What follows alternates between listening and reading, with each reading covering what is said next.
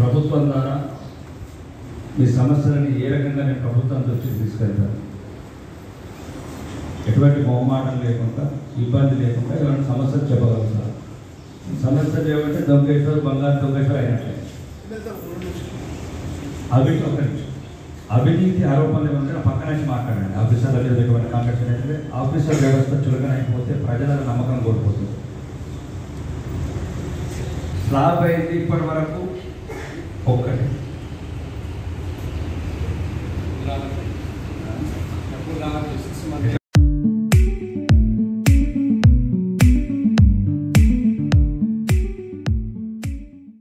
మరియు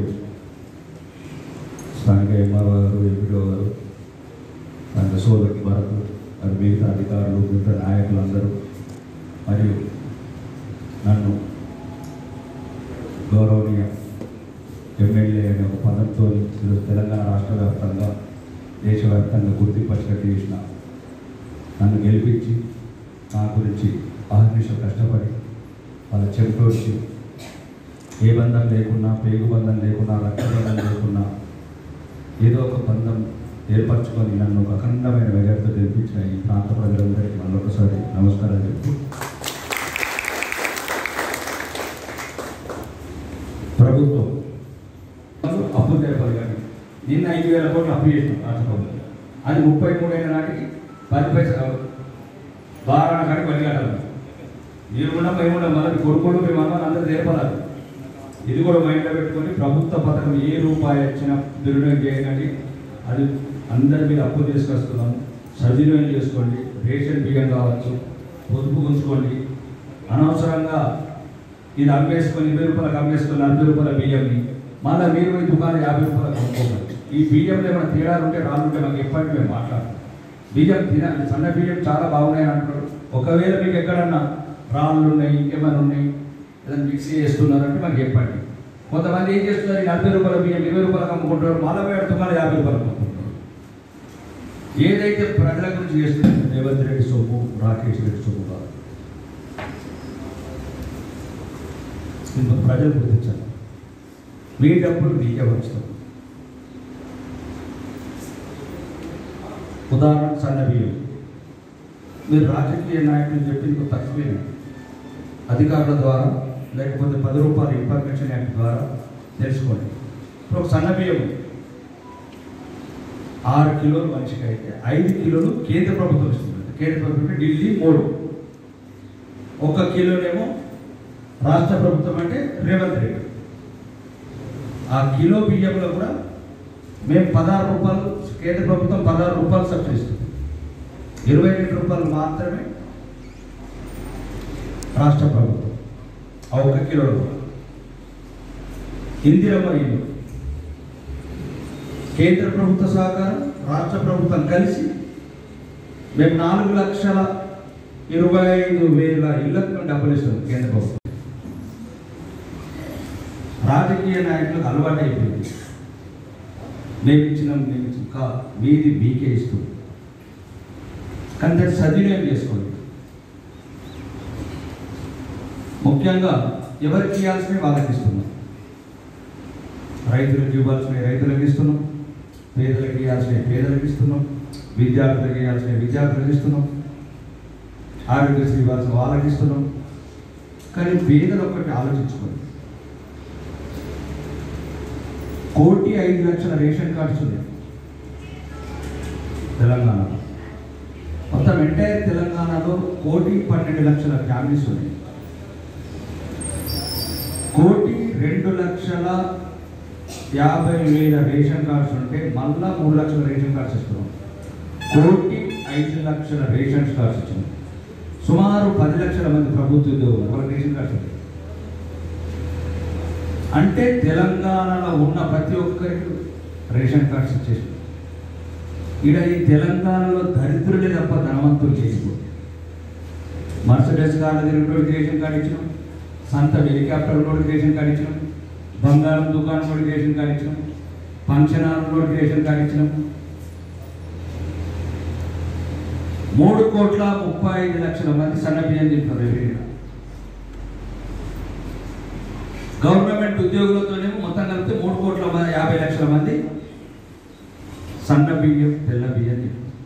తెలంగాణ జనాభా కూడా 3,50,00,000 ఉంది.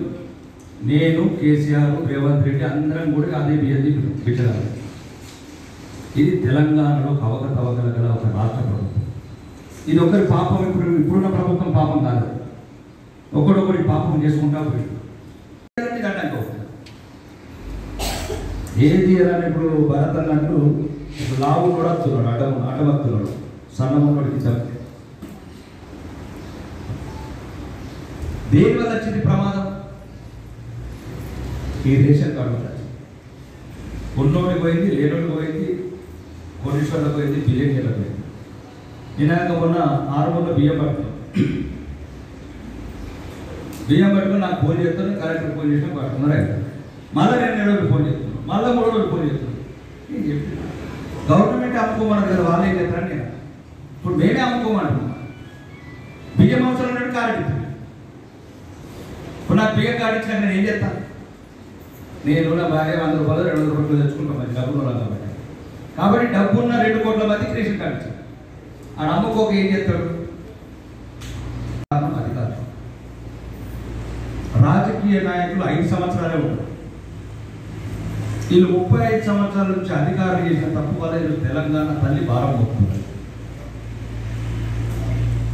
సుమారు 18,000 కోట్లు జీతం చేయకుండా 18,000 కోట్లు సెక్రటరీలో కొట్టేసి 10 ఏళ్ళ. నిన్నటి రిపోర్ట్, ఇంకా రేపు ఎన్ని వెళ్తారు?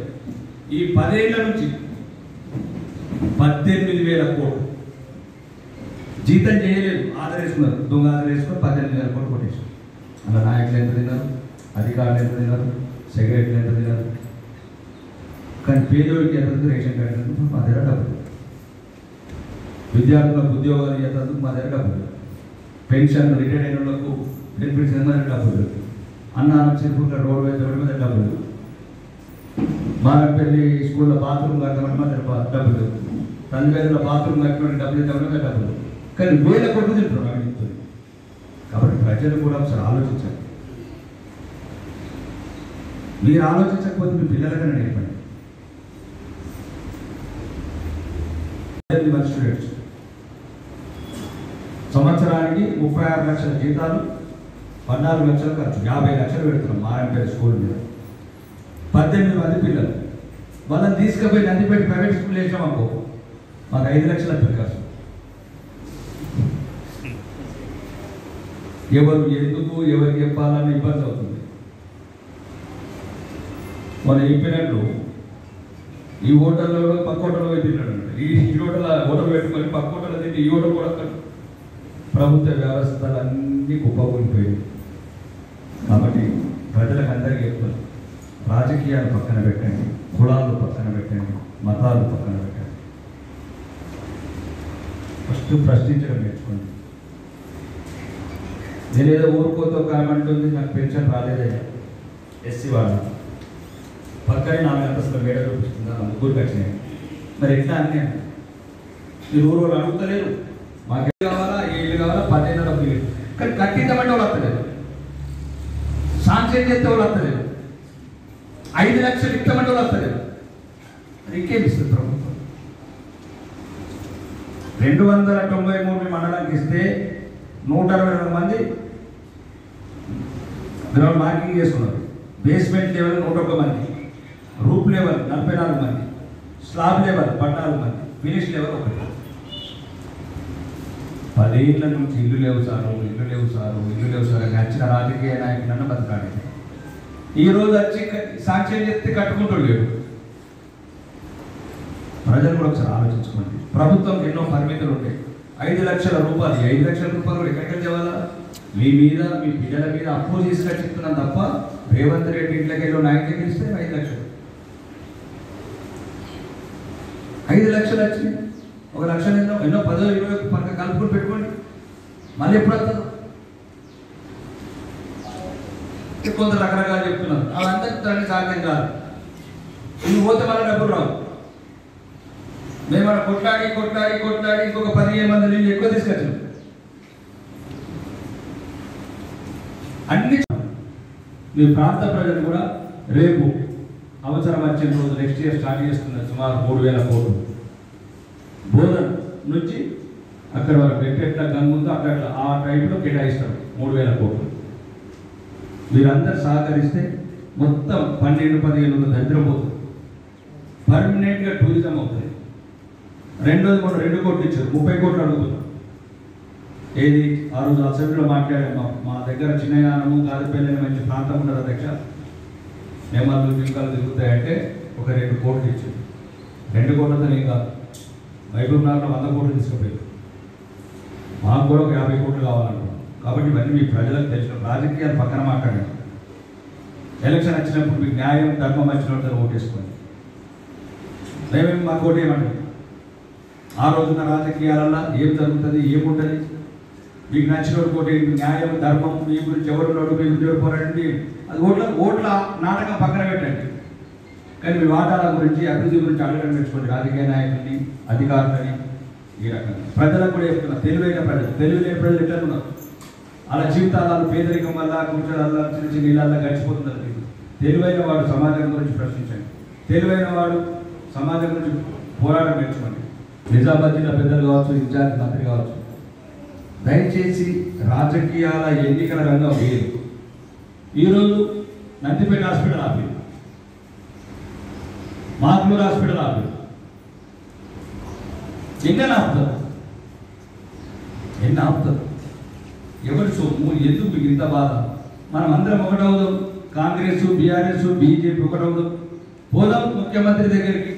3 లక్షల కోట్ల బడ్జెట్లో మా వార్డు ఎంత, ఆరుమూరు వార్డు ఎంత, ఆరుమూల దొంకేశ్వర్ వార్డు ఎంత, దొంకేశ్వర్ల నూతిపల్లి వార్డు ఎంత? ఈ రకంగా రండి రాజకీయ నాయకులు, రాజకీయ పార్టీలు దమ్ముంటే. కొట్లాడి తెస్తే హాస్టల్లకు రాయలేరు, 200 కోట్లు పెడితే స్కూల్కు ముగ్గు పోయలేరు, లేదంటే పనికిరాని ప్రచారం. కాబట్టి ఈ వేదిక ద్వారా ప్రతిపక్ష నాయకులందరికీ చెప్తున్నారు, రండి. ఏ పార్టీ అయినా బీఆర్ఎస్ కాంగ్రెస్ రాష్ట్ర ముఖ్యమంత్రి దగ్గర పోదాం. మన ఆర్థిక రావాల్సిన మాట ఎంత, మాకు ఎంత ఇస్తున్నారు, ఎంత ఇవ్వరు, ఎందుకు ఇవ్వరు మా మాట. అందరం కలుస్తాం, చెప్తాం అందరం.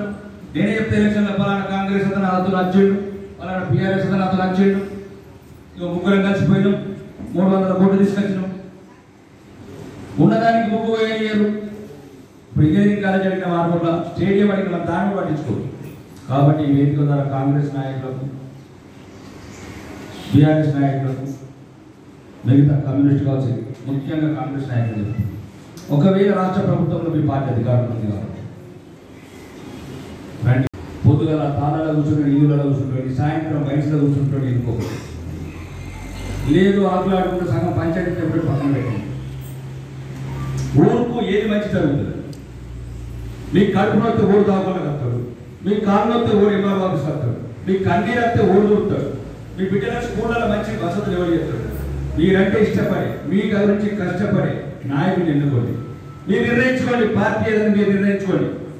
మీ ఊరు పట్టుకొచ్చినోడు కావాలి, ఎంపీటీస్ కావచ్చు, జడ్పీటీస్ కావచ్చు, సర్పంచ్ కావచ్చు.